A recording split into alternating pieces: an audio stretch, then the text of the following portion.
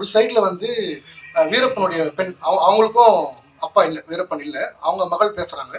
இன்னொரு சைடில் வீரப்பனால் பாதிக்கப்பட்ட அல்லது உயிரிழந்த ஒரு போலீஸ்காரோட மகள் 2 பேர் பேசுறாங்க. பேரல் கட்டை வச்சு அந்த எபிசோட் முடிச்சிடலாம் அப்படின்னு எழுதி கொடுத்தோம். எழுதும்போது ரொம்ப சூப்பரா இருக்கு, எங்களுக்கு அப்பா செம்மையா இருக்கு அப்படின்னு தோணுச்சு.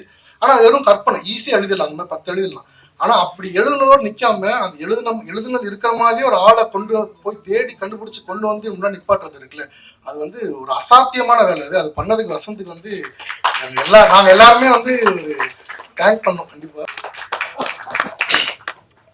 வணக்கம். ஆக்சுவலா நம்ம சில டெக்னீஷியன்ஸ்க்கு ரொம்ப நன்றி. அவங்களாம் ஆங்கரை விட கொஞ்சம் கம்மியான பேசுறதுனால நாங்கள் கொஞ்சம் டைம் அதிகமாக எடுத்துக்கலாம் அப்படின்னு நினைக்கிறோம். எனக்கு ரொம்ப நெருக்கமான மேடை ஸ்வீட் பிரியாணிங்க தான் ஸ்க்ரீன் ஆச்சு. போன மாதம் கிட்டத்தட்ட இதே டைமில் தான் லேபிள் ப்ரெஸ் மீட் நடந்துச்சு. இப்போ இது ஏதாச்சும் ரொம்ப கஷ்டப்பட்டு இருட்டில் உழைச்சிட்டு இந்த சைடில் இருந்து இந்த இருட்டை பார்க்குறது வந்து எப்பவுமே ரொம்ப எமோஷனலான மூமெண்ட். ஸோ அதுக்கு ரொம்ப நெருக்கமான ஸ்டேஜ் இது. அண்ட் எங்கேருந்து பேச ஆரம்பிக்கிறது அப்படின்ற டவுட் வந்து இந்த ப்ராஜெக்டில் யாருக்குமே இருக்காது அப்படின்னு நினைக்கிறேன். ஏன்னா எல்லாமே ஆரம்பித்தது ஒரு இடத்துல தான், நக்கீரன் தான். முக்கியமாக நக்கீரன் எடுத்த அந்த ஃபுட்டேஜ் அது இல்லைன்னா இந்த ப்ராஜெக்ட் எதுவுமே இல்லை. ஸோ இதை பற்றி பிரபா முதல்ல ஆரம்பத்தில் ஒரு ஐடியாவாக தோணி, அதுக்கப்புறம் வசந்த் நாங்கள் எல்லாமே ஒன்றா சேர்ந்து எம்டிகிட்ட போய் இதை கேட்கும் போது அந்த ஃபுட்டேஜை கொடுத்து அதோட பின்புலத்தை சொன்னாங்க. எப்படி வந்துச்சு, அதை காப்பாற்றி வைக்க அதனால என்னென்ன கேஸ் வந்துச்சு, யார் யாரெல்லாம் என்னென்ன அனுபவிச்சாங்கன்றதெல்லாம் ஃபுல்லாக சொல்லி முடிச்சுட்டு இது நம்ம பொக்கிஷம் தம்பி ஜாக்கிரதை அப்படின்னு மட்டும் சொல்லி கொடுத்தாங்க. இது 2018-19 இருக்கும்னு நினைக்கிறேன். அப்படி கொடுத்துட்டு அதுக்கப்புறம் இப்போ இந்த ப்ராஜெக்ட் முடிகிற வரைக்குமே எப்படி தம்பி போகுதுன்னு ஒரு வார்த்தை கூட அவங்க எங்கள் யார்ட்டையுமே கேட்கல. ஆக்சுவலாக அப்படி கேட்காதது தான் எங்களுக்கு வந்து ஒரு பெரிய ரெஸ்பான்சிபிலிட்டி கொடுத்துச்சு. நம்ம ஒரு சின்ன ஒரு விஷயத்த கொடுத்தா கூட கரெக்டாக போதாடான்னு சொல்லி மைக்ரோ மேனேஜ் பண்ணுற மாதிரியான மைண்ட் செட்டில் இருப்போம். இப்படி ஒரு 30 ஆண்டு கால ஒரு பொக்கிஷம் இது, அதுவும் ரத்தத்தை லிட்டரலாக உயிரை கொடுத்து கிடைச்ச அவங்க எடுத்த ஒரு வீடியோ கையில் கொடுத்து ஒரு வார்த்தையுமே கேட்கலையே அப்படின்றது வந்து எங்கள் மேலே அவ்வளோ நம்பிக்கை வச்சுருந்தாங்க. ஸோ அது எங்களுக்கு மிகப்பெரிய ஒரு ரெஸ்பான்சிபிலிட்டி கொடுத்துச்சு. அந்த நம்பிக்கையை நம்ம காப்பாற்றணுன்றதான் எங்கள் 3 பேரோட ஒரு பெரிய குறிக்கோளாக இருந்துச்சு. எந்த ப்ராடக்டை பார்க்கும்போது சரியான கைகளில் தான் இந்த வீடியோவை கொடுத்துருக்கோம் அப்படின்னு அவங்க சந்தோஷப்படணும் அப்படின்ற குறிக்கோளை மட்டும்தான் நாங்கள் ஓடணும். அண்ட் இப்போ முந்தான ஸ்க்ரீன் பண்ணும்போது பார்த்தா அவங்க ரொம்ப சந்தோஷமாக பார்த்துட்டு இருந்தாங்க. ஸோ அந்த நம்பிக்கையை காப்பாற்றிருக்கோம் அப்படின்னு நினைக்கிறேன். ஸோ முதல்ல அவங்களுக்கு தான் நன்றி. அடுத்து வந்து அபிஷா பிரபா. ஏன்னா இப்போ கனவு காண்றது வந்து ரொம்ப ரொம்ப ஈஸி. அதுக்கு நமக்கு செலவு பண்ண தேவையில்லை, உழைப்பு தேவையில்லை, மெனக்கெடல் தேவையில்லை. ஆனால் அந்த கனவை நினைவாக்குறதுக்கு வந்து மிகப்பெரிய உழைப்பு, மெனக்கெடல், கன்விக்ஷன்லாம் தேவை. ஸோ அந்த கனவு கண்டதோடு நிப்பாட்டாமல் அது இந்த ஸ்டேஜ் வரைக்கும் இழுத்து பிடிச்சி எடுத்துகிட்டு வந்தது வந்து ஒரு மிகப்பெரிய ஒரு சாதனை என்னை பொறுத்த வரைக்கும். அண்ட் பீயிங் எ உமன் அப்படிலாம் இப்போ சொல்லவே கூடாது, அதெல்லாம் ரொம்ப கிரிஞ்சாக இருக்கும். என்னென்னமோ பண்ண ஆரம்பிச்சிட்டாங்க. பட் அது இல்லாமல் நான் பார்த்து ரொம்ப வைக்கிற விஷயம் வந்து அந்த பர்ஃபெக்ட் பேலன்ஸ்னுவாங்க. ஃபேமிலி லைஃப் இருக்குது. இந்த ப்ராஜெக்ட் ரொம்ப முக்கியமான ப்ராஜெக்ட்டு. நக்கீரனுடைய ஆன்லைன் ஹெட் அவங்க தான். ஸோ இந்த பேலன்ஸை கரெக்டாக மெயின்டைன் பண்ணி எல்லாத்துக்குமே ஒரு 100% கொடுத்து ஃபுல் ஆஃப் பண்ணுறது இருக்குல்ல, அந்த வகையில் நான் ரொம்ப பார்த்து ரசிக்கிற ஒரு பெண் வந்து பிரபா. அவங்களுடைய ரொம்ப நாள் கனவு வந்து ஒரு ப்ரொடக்ஷன்ஸ் ஆரம்பிக்கணும். இன்னொரு ரொம்ப வருஷ கனவு வந்து வீரப்பன் பற்றி டாப்போசிட்ஸ் எடுக்கணும். இது ரெண்டுமே ஒன்றா இணைஞ்சு இந்த சீரீஸாக வந்து நிற்கிறது வந்து எங்களால் ரொம்ப சந்தோஷமாக இருக்குது. இதில் ஒர்க் பண்ண ஒருத்தனாகவும் அதை விட ஒரு 13 வருஷமாக அவங்களை பார்த்துட்டு இருக்கிற அவங்க அண்ணனாகவும் நான் ரொம்ப ரொம்ப சந்தோஷப்படுறேன் இந்த விஷயத்துக்கு. அடுத்து வந்து வசந்த் பாலகிருஷ்ணன் அப்படின்ற பேரை வந்து இந்த ப்ராஜெக்டில் அந்த பேர் இந்த ப்ராஜெக்டில் வந்து நீக்கம் வர நிறைஞ்சிருக்கும். நீங்கள் எங்கே திரும்பி பார்த்தாலும் அந்த பேர் இருக்கும். டைட்டில் கார்டு மாதிரி கொண்டு யார்கிட்ட கேட்டாலும் அந்த பேரை சொல்லுவாங்க. ஆனால் அதுக்கு வந்து முழுமையாக அது வந்து அதுக்கான தகுதி உள்ள ஆள் வந்து வசந்த். ஆனால் அத்தனை வேலை பண்ணார். சும்மா ஒரு கிரெடிட் கொடுத்துட மாட்டோம், யாருமே கொடுத்துட மாட்டாங்க. இந்த இடத்துல ஒரு கிரெடிட்டு இத்தனை யாரும் நம்மளே யாராக இருந்தாலும் கொடுத்துட மாட்டாங்க. அத்தனை வேலையும் பண்ணார். ஒரே டைம்ல அத்தனை வேலையுமே வந்து அதே லெவல் ஆஃப் ஒரு ஹார்ட் ஒர்க்கு, ஒரு முக சொலிப்பு இல்லாமல் எப்பவுமே சிரிச்சுக்கிட்டு பண்ணக்கூடிய வந்து ரொம்ப பெரிய விஷயம். அது பண்ணார் வசந்த். ஸோ முழுக்க டிசர்விங்கான ஒரு கிரியேட்டர் அவர். அண்ட் இந்த ப்ராஜெக்ட்ல வந்து இந்த ரிசர்ச்சோட வேல்யூ வந்து ரொம்ப ரொம்ப அதிகம். நாங்கள் வந்து நானும் வசந்த் முதல்ல ஒரு வேர்ஷன் எழுதணும். ஷாமுக்கு ஞாபகம் அதுதான் 2 வருஷத்துக்கு முன்னாடி ஜிக்கு அனுப்பிச்ச முதல் டிராஃப்ட், முதல் எபிசோட் 2 எபிசோட் எழுதணும். அதில் 2வது எபிசோட் எண்டு நாங்கள் எப்படி முடிச்சிருந்தோம்னா, ஒரு சைடில் வந்து வீரப்பனுடைய பெண் அவங்களுக்கும் அப்பா இல்லை, வீரப்பன் இல்லை, அவங்க மகள் பேசுகிறாங்க.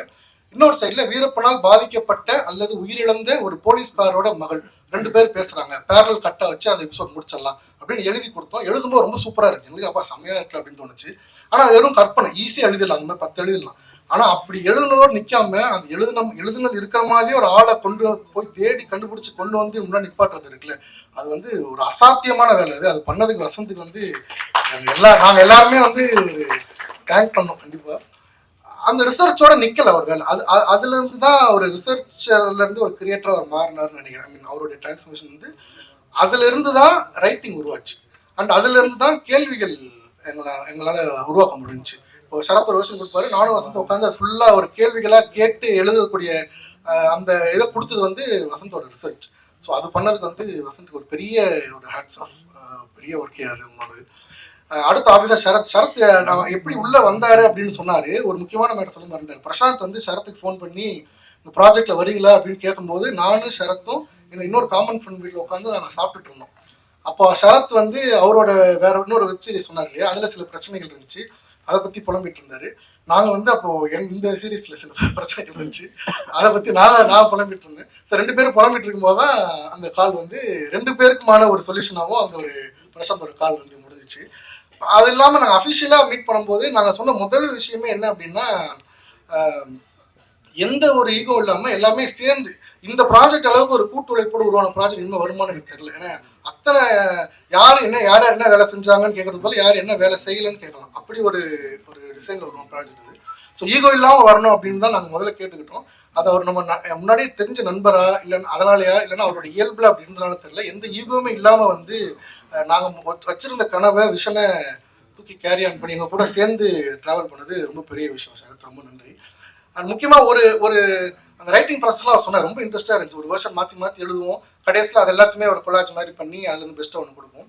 முக்கியமான ஸ்டேஜ் ஒன்று வந்துச்சு இந்த ப்ராஜெக்டில். என்னென்னா ஆக்சுவலாக இது ஒரு 3 வருஷம் 4 வருஷம் எடுத்து பண்ண வேண்டிய ப்ராஜெக்ட். இதே டாப்பிக்கில் வந்து மற்ற வெப் சீரிஸ் டாக்கு சீரிஸ் படங்களை பார்த்தீங்கன்னா அதுக்கு பின்னாடி இருந்த உழைப்பு தெரியும். ஆனால் எங்களுக்கு இருந்த டைம் வந்து ஒரு வருஷம் டு 1.5 வருஷம் தான், ரொம்ப சுருக்கமான டைம் தான்.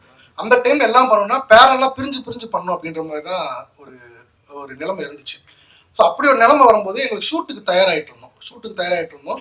இன்னொரு சைடில் எடிட் பண்ணுறதுக்கு hours and hours of footage அப்படியே குமிஞ்சிருந்துச்சு. இப்போ என்ன பண்ணுறது அப்படின்னும் போது ஃபேஸ் டு ஃபேஸ் உட்காந்து எந்த ஈகோ இல்லாமல் எங்களுக்குள்ள நாங்கள் வேலையை பிடிச்சிக்கிட்டோம். அவர் அந்த ஷூட்டுக்கான ப்ரீ ப்ரொடக்ஷன் சாங் போக ஆரம்பிச்சாரு, நான் எடிட் பார்க்க ஆரம்பிச்சிட்டேன். ஸோ இந்த வேலை எந்த ஒரு ஈகோ இல்லாமல் ஒர்க் பண்ணுறது வந்து பெரிய விஷயம். அதுக்கு ரொம்ப தேங்க்ஸ் சார். அந்த அப்படி எடிட் பண்ணும்போது எங்களுக்கு பல விஷயங்கள் நடந்துச்சு. கிட்டத்தட்ட எனக்கு வந்து ஒரு 6 to 7 மாதம் ஆச்சு. இப்போ நம்ம பார்த்த எபிசோடோட ஸ்டோரி டெல்லிங், இந்த ஸ்ட்ரக்சர் கட்ஸை வந்து முடிவு பண்ணி எடிட் பண்ணி முடிக்க எனக்கு ஒரு 7 மாதம் எடுத்துருச்சு. அதுக்கப்புறம் பிரபா வந்தாங்க, வந்து அவங்க எங்க கூட உட்காந்து பார்த்து ரொம்ப சென்சிபிளான கரெக்ஷன் சொன்னாங்க. அந்த 4வது எபிசோட் பார்த்துருப்பீங்க. அதில் ஒரு பாதிக்கப்பட்ட மக்களுக்கு நடக்கிற அவங்களுக்கு மேலே கொலை ரொம்ப முக்கியமா இல்லைன்னா அவங்க செக்ஷுவல் டார்ச்சர்ஸ் ரொம்ப முக்கியமா அப்படின்னா அது ரொம்ப முக்கியமான டாபிக். அதில் அவங்க வியூலாம் ரொம்ப ஹெல்ப் பண்ணுச்சு. அதெல்லாம் வச்சு தான் இந்த ஆர்டர் உருவாயிருக்கு. ஸோ நாங்கள் இப்படி எல்லாம் பண்ணி முடிச்சப்பறம் சரத் இருந்தார். அப்போ நானும் சரத்தும் உட்காந்து அதை கொஞ்சம் என்ஹான்ஸ் பண்ணி இன்னொரு வருஷம் உருவாக்கணும். அதுக்கப்புறம் ஷாம் வந்தார். அதுதான் ரொம்ப ரணகலமான காலகட்டம். நிறைய சண்டைகள் வரும். அண்ட் இந்த ப்ராஜெக்டில் அதிகமாக சண்டை வந்தது எனக்கும் ஷாமுக்கும் தான் நினைக்கிறேன். நேற்று நைட்டு கூட ஒரு சண்டை பேலன்ஸ் இருக்குது, இன்னும் அது முடியல. ஆனால் திரும்பி பார்த்தா எல்லாமே இந்த ப்ராஜெக்டோட நல்லதுக்கு தான். ஒரு நல்ல ஒரு லாங் வே வந்திருக்கும். அப்போ நம்ம ஆரம்பத்தில் யோசிச்சதை இப்போ நம்ம அச்சீவ் பண்ணியிருக்கோம் அப்படின்னு ரொம்ப நம்புற விஷயம். அண்ட் ஷாமோட கான்ட்ரிபியூஷனுக்கு ரொம்ப பெரிய தேங்க்ஸ். ஏன்னா நான் எம்டி அன்னைக்கு சொன்ன மாதிரி நாங்கள் பல இடத்துல போய் அப்ரோச் பண்ணோம். ஆனால் எங்கள் விஷயம் எங்கள் கனவை புரிஞ்சுக்கிட்டு அதை ஜீரோ எடுத்துகிட்டு போய் கன்வின்ஸ் பண்ணி இவ்வளோ தூரம் புல் ஆஃப் பண்ணது ஷாம் தான். அதுக்கு ரொம்ப பெரிய தேங்க்ஸ் ஷாம்.